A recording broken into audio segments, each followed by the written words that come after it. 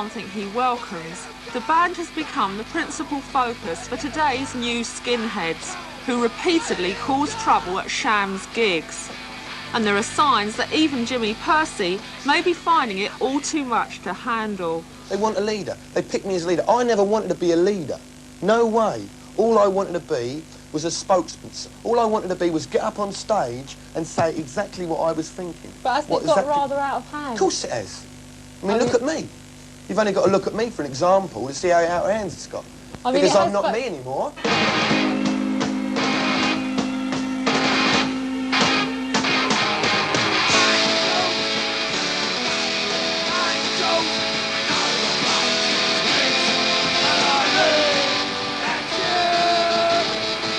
Whether Jimmy Percy likes it or not, over the past year or so, more and more kids in London have been adopting the skinhead look and making him their figurehead. The Sham Army, as they've come to be known, have a growing reputation for violence both at Sham concerts and elsewhere. Skinhead fashion and behaviour are now being revived. But how does today's movement compare with the original skinhead era of the early 70s? Also had this thing where you had hippies, right? And hippies who had long hair, rejected society, right?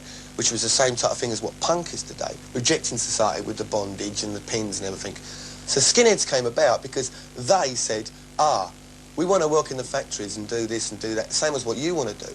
But we want to show you what anarchy's really about. It's gonna be a booster breakout!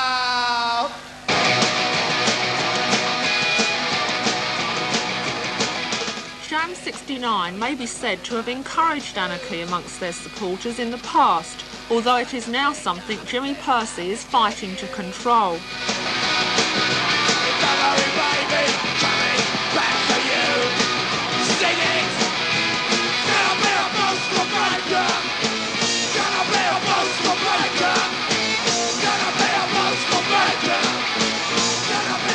Sham 69 and the new skinheads came to the public's attention together. The band's success helped swell the ranks of the Skins, and their growing notoriety in turn sold more records for Sham. But success and the growth of the Sham Army have brought their own problems for Percy, who is anxious that the band should lose their present reputation. The street philosophy to which he tried to give expression has now turned against him.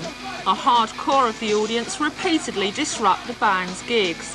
Each feels betrayed by the other. I've always believed that I've wanted to get across to them kids, and they are the same as me, and I want to be a part of them. And whether anybody else likes it or dislikes it, I want to be the one, right, that tried at least. Whether I've failed now and I have to destroy whatever I've done, right, and get out, right, or I'll always be able to turn around and say, well, I tried. You kept kicking me in the mouth. So therefore, what the bloody hell do you expect a human being to possibly try and do? The name of this band is Sham 69. There are a few people in this country that do not like us. Well, because of them, tonight is our last gig.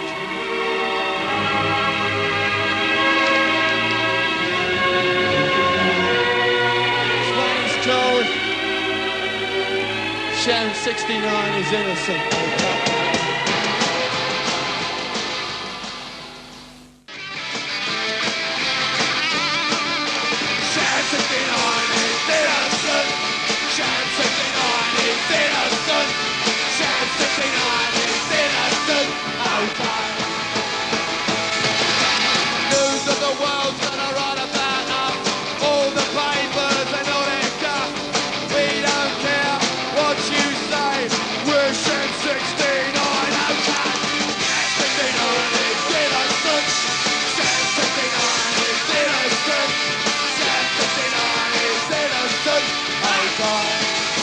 Found out in an interview that I used to be a skinhead, right?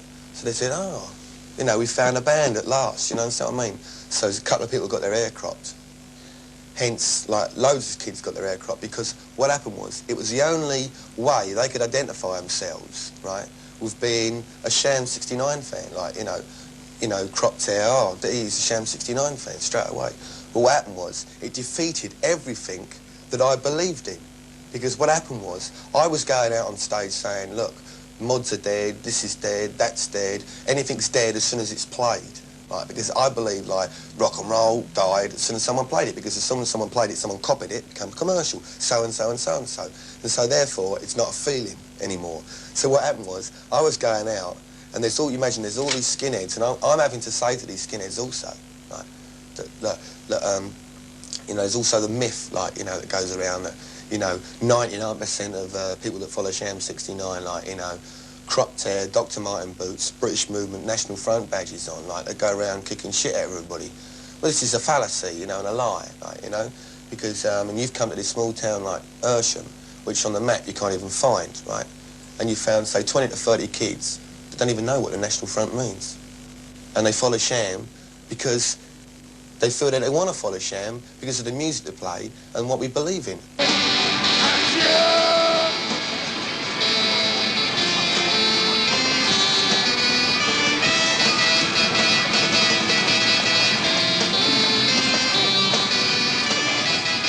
The majority of the kids who go to Sham gigs are just ordinary 14 and 15-year-olds following the latest fashion. Hardly angels, but not the National Front fanatics of popular mythology either.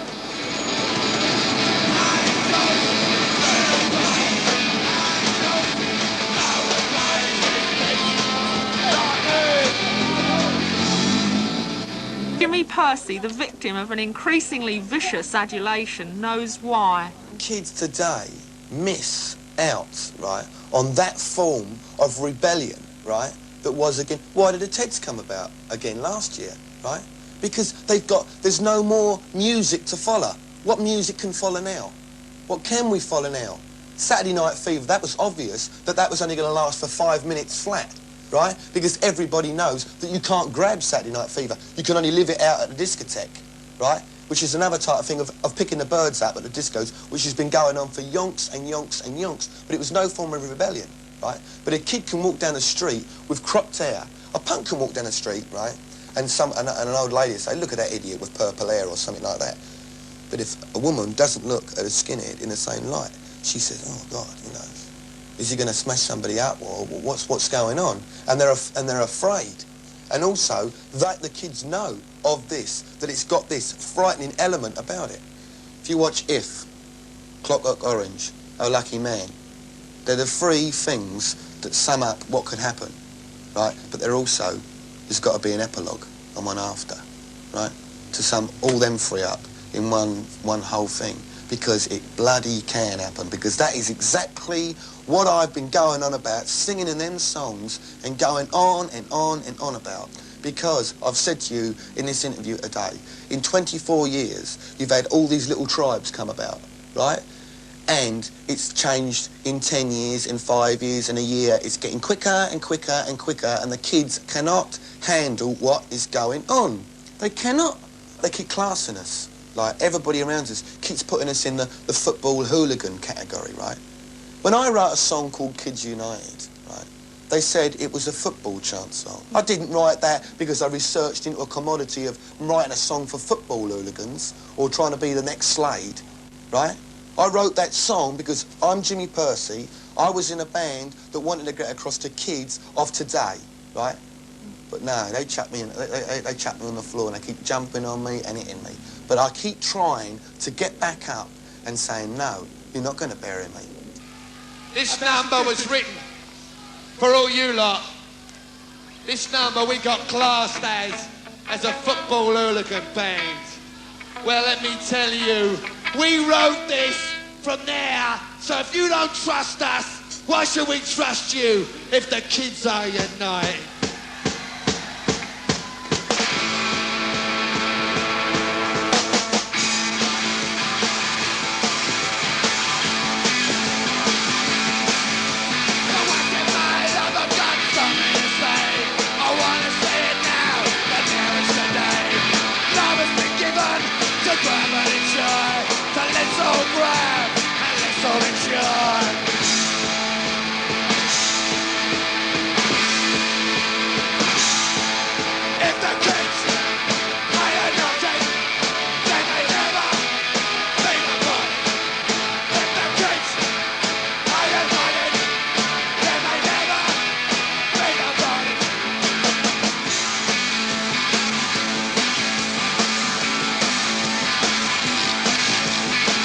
look around you, what do you see?